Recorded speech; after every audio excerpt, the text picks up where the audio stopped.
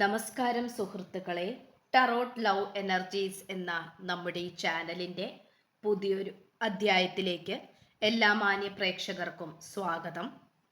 ഇന്നത്തെ നമ്മുടെ വായനയുടെ തലക്കെട്ട് എന്ന് പറയുന്നത്, രാത്രികാലങ്ങളിൽ ഈ വ്യക്തി എന്താണ് നിങ്ങളെക്കുറിച്ച് ചിന്തിച്ചുകൊണ്ടിരിക്കുന്നത്, ഈ വ്യക്തി നിങ്ങളെ ഓർക്കുന്നുണ്ടോ എന്നുള്ളതിനെക്കുറിച്ചുള്ള വായനയാണ് ചെയ്യാനായി പോകുന്നത്. ഈ വ്യക്തിയുമായി നിങ്ങൾക്കിപ്പോൾ യാതൊരു തരത്തിലുള്ള ബന്ധവുമില്ല, മെസ്സേജുമില്ല, കോളുമില്ല, സംഭാഷണവും നിങ്ങൾക്കിടയിൽ നടക്കുന്നില്ല. ഇത്തരത്തിൽ ഈ ഒരു അവസ്ഥയിൽ പോയിക്കൊണ്ടിരിക്കുന്ന പ്രേക്ഷകർക്കായിരിക്കും ഈ ഒരു വായന കുറച്ചും കൂടെ നല്ല രീതിയിൽ റീസണേറ്റ് ആവുന്നത്. അപ്പോൾ നിങ്ങൾ വായന തുടക്കം മുതൽ അവസാനം വരെ മടികൂടാതെ കാണേണ്ടതാണ്. വിശ്വാസത്തോടുകൂടി കാണുക. പേഴ്സണൽ റീഡിങ്ങിന് താല്പര്യമുള്ളവർക്ക് എൻ്റെ വാട്സപ്പ് നമ്പർ ഞാൻ ഡിസ്ക്രിപ്ഷൻ ബോക്സിലും കമൻറ്റ് ബോക്സിലും പറ്റുമെങ്കിൽ കൊടുത്തേക്കാം. ഡിസ്ക്രിപ്ഷൻ ബോക്സിൽ എന്തായാലും ഞാൻ കൊടുത്തിരിക്കും. എനിക്ക് വാട്സപ്പിൽ മെസ്സേജ് ചെയ്താൽ ബാക്കി പേഴ്സണൽ റീഡിങ്ങിൻ്റെ വിശദാംശങ്ങൾ ഞാൻ അവിടെ പറയുന്നതായിരിക്കും. എല്ലാവർക്കും മനസ്സിലായി എന്ന് വിശ്വസിക്കുന്നു. നമുക്കപ്പോൾ വായനയിലേക്ക് കടക്കാം. എപ്പോഴും ഈ വ്യക്തി എന്ന് പറയുന്നത് നിങ്ങളുടെ കാര്യത്തിൽ വളരെയധികം ആശ്ചര്യപ്പെട്ട് ഇരിക്കുന്ന ഒരു സന്ദർഭമായിട്ടാണ് നമുക്ക് കാണാൻ സാധിക്കുന്നത്. ആശ്ചര്യപ്പെടുക എന്ന് പറയുന്നത് നമുക്ക് വളരെയധികം ആത്മാർത്ഥതയോടുകൂടി, വളരെ മനഃശുദ്ധിയോടുകൂടി പ്രണയിക്കുന്ന അല്ലെങ്കിൽ സ്നേഹിക്കുന്ന, അത്രത്തോളം പരിഗണന നൽകുന്ന ഒരു വ്യക്തിയെയാണ് നമുക്കിവിടെ കാണാൻ സാധിക്കുന്നത്. ആ വ്യക്തി എന്ന് പറയുന്നത് കൂടുതലും ഈ വായന കണ്ടുകൊണ്ടിരിക്കുന്ന നിങ്ങൾ തന്നെയാണ്. നിങ്ങളുടെ ഈ ഒരു സ്നേഹത്തിലും പരിചരണത്തിലും നിങ്ങളുടെ ആ ഒരു സത്യസന്ധതയിലും ഈ വ്യക്തി വളരെയധികം സന്തുഷ്ടനാണ്, വളരെയധികം സന്തോഷമാണ്. കാരണം നിങ്ങളുടെ കാര്യത്തിൽ ഈ വ്യക്തിക്ക് വളരെയധികം ഉറപ്പുള്ളതായിട്ടാണ് നമുക്ക് കാണാൻ സാധിക്കുന്നത്. അത്തരത്തിലുള്ളൊരു സ്ഥാനം ഈ വ്യക്തിയുടെ മനസ്സിൽ നിങ്ങൾക്ക് നേടിയെടുക്കാൻ സാധിച്ചിട്ടുണ്ടെങ്കിൽ തീർച്ചയായും അത് നിങ്ങളുടെ കഴിവാണ്. നിങ്ങൾക്ക് എന്തെങ്കിലും തരത്തിലുള്ള പ്രത്യേക കഴിവുകൾ ഉണ്ടാകാം. മറ്റുള്ളവരെ നിങ്ങളിലേക്ക് ആകർഷിപ്പിച്ചെടുക്കാനോ അല്ലെങ്കിൽ വർത്തമാന ശൈലിയിലൂടെയോ വിശ്വാസത്തിലൂടെയോ സംസ്കാരത്തിലൂടെയോ അറിവിൻ്റെയിലൂടെയോ ഏതോ കാര്യത്തിലൂടെ നിങ്ങൾക്ക് മറ്റുള്ളവരെ വളരെയധികം ആകർഷിപ്പിച്ചെടുക്കാൻ സാധിക്കുന്നുണ്ട്. നിങ്ങളൊരു ഭാര്യയാണെങ്കിലും ഭർത്താവാണെങ്കിലും കാമുകനോ കാമുകിയോ ആണെങ്കിലും നിങ്ങളിപ്പോൾ ഈ വ്യക്തിയുമായി അകന്നു നിൽക്കുന്നുണ്ടെങ്കിൽ പോലും ഈ വ്യക്തിയുടെ മനസ്സിലേക്ക് വേറെ ആർക്കും സ്ഥാനമില്ല എന്നുള്ളതാണ് നമുക്കിവിടെ എടുത്തു പറയാൻ പറ്റുന്ന ഒരു ശുഭകാര്യം എന്ന് പറയുന്നത്. തീർച്ചയായിട്ടും അത്തരത്തിലുള്ള ഒരു മനസ്സ് ഈ വ്യക്തിക്ക് വരുന്നുണ്ടെങ്കിൽ അത് തീർച്ചയായും നിങ്ങളുടെ കഴിവ് തന്നെയാണ് എന്നേ നമുക്കിവിടെ പറയാൻ സാധിക്കൂ. കാരണം നിങ്ങൾ എന്ന് പറയുന്നത് ഈ വ്യക്തിയുടെ പലതരത്തിലുള്ള മോശപ്പെട്ട സ്വഭാവങ്ങളും സ്വഭാവ ദൂഷ്യങ്ങളും അഹങ്കാരവും എല്ലാം തന്നെ മാറ്റിക്കൊടുത്തതായിട്ട് നമുക്ക് കാണാൻ സാധിക്കുന്നുണ്ട്.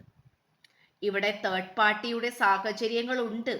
ഇവിടെ വിഷം കോരിയൊഴിക്കാൻ പലതരത്തിലുള്ള വിഷവിത്തുകൾ നിങ്ങൾക്കിടയിൽ വന്നുകൊണ്ടിരിക്കുന്നുണ്ട്, പ്രവർത്തിച്ചുകൊണ്ടിരിക്കുന്നുണ്ട്. പക്ഷെ എന്തു തന്നെയാണെങ്കിൽ പോലും നിങ്ങളോടുള്ള ആ ഒരു വിശ്വാസത്തിൻ്റെ വേരുകൾ അതൊരിക്കലും ഉണങ്ങിപ്പോവുകയില്ല. കാരണം ഈ വ്യക്തിക്ക് അത്രത്തോളം ദൃഢനിശ്ചയമാണ്, അത്രത്തോളം വിശ്വാസമാണ് നിങ്ങളെക്കുറിച്ച് ഈ വ്യക്തിക്കുള്ളത്.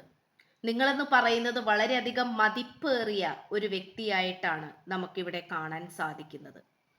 നിങ്ങൾ ചിലപ്പോൾ നിങ്ങളുടെ ഭർത്താവിൻ്റെ വീട്ടിലായിരുന്ന സമയത്ത് നിങ്ങളുടെ പെരുമാറ്റമോ ഈ വ്യക്തിയോടുള്ള പരിചരണയോ സ്നേഹത്തിൻ്റെ ആ ഒരു പ്രകടനമോ വാത്സല്യമോ സംരക്ഷണമോ എന്താണെന്നറിയില്ല. ഈ വ്യക്തിക്ക് നിങ്ങളെ മറക്കാൻ സാധിക്കുന്നില്ല, അല്ലെങ്കിൽ നിങ്ങളെ അകറ്റി നിർത്താൻ ഈ വ്യക്തിക്ക് സാധിക്കുന്നില്ല എന്നുള്ളത് തന്നെയാണ് നമുക്കിവിടെ വളരെയധികം സന്തോഷകരമായി എടുത്തു പറയാൻ പറ്റുന്ന ഒരു കാര്യമെന്ന് പറയുന്നത്. തീർച്ചയായിട്ടും ഈ വ്യക്തി നിങ്ങളെക്കാൾ കുറച്ചും കൂടെ നല്ല രീതിയിൽ സമ്പത്തിൽ മുന്നിൽ നിൽക്കുന്ന ഒരു വ്യക്തിയായിട്ട് കാണിക്കുന്നുണ്ട്. അത് കാമുകി കാമുകന്മാരായിട്ടുള്ള ബന്ധമായിക്കോട്ടെ, ഭാര്യ ഭർത്തൃ ബന്ധമായിക്കോട്ടെ, ഏതൊരു സാഹചര്യത്തിലാണെങ്കിൽ പോലും ഈ വ്യക്തി നിങ്ങളെക്കാൾ പല കാര്യങ്ങളിലും ഒരു പടി ഉയരത്തിൽ നിൽക്കുന്നതായിട്ടാണ് നമുക്ക് കാണാൻ സാധിക്കുന്നത്. സാമ്പത്തികപരമായിട്ട് വളരെയധികം ഉയർച്ചയുള്ള ഒരു വ്യക്തിയായിരിക്കാം.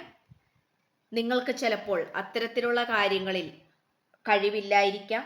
പക്ഷേ എന്താണെങ്കിൽ പോലും ഈ വ്യക്തിക്ക് ഇന്നേ വരെ ലഭിക്കാത്ത സ്നേഹമോ വാത്സല്യമോ കരുണയോ സംരക്ഷണമോ നിങ്ങളിൽ നിന്നും ലഭിച്ചു കഴിഞ്ഞപ്പോഴാണ് ഈ വ്യക്തി ജീവിതം എന്താണ് എന്ന് മനസ്സിലാക്കി തുടങ്ങിയത്, ജീവിതം എന്താണ് എന്ന് പഠിച്ചു തുടങ്ങിയത്.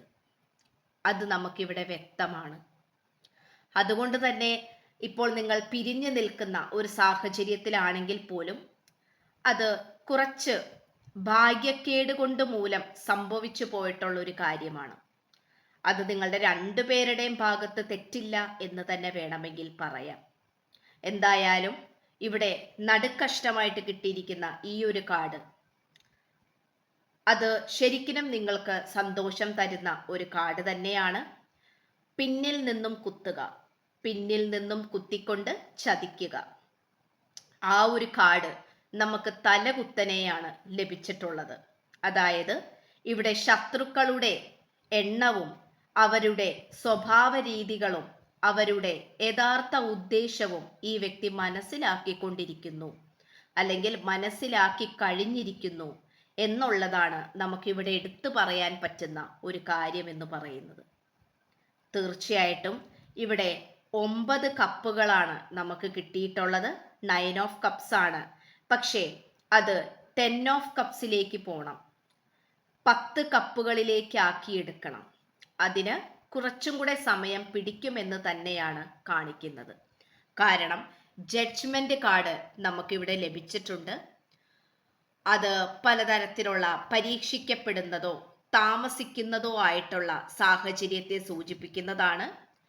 പക്ഷെങ്കിൽ പോലും നിങ്ങളെ വേണ്ട എന്ന് വെച്ചിട്ട് ദൂരേക്ക് നടന്നു നീങ്ങിയ ഈ വ്യക്തി ആ ദൂരം വിട്ട് നിങ്ങളുടെ അടുത്തേക്ക് തന്നെ തിരിച്ചു വരാൻ ശ്രമിച്ചു തുടങ്ങിയിരിക്കുന്നു.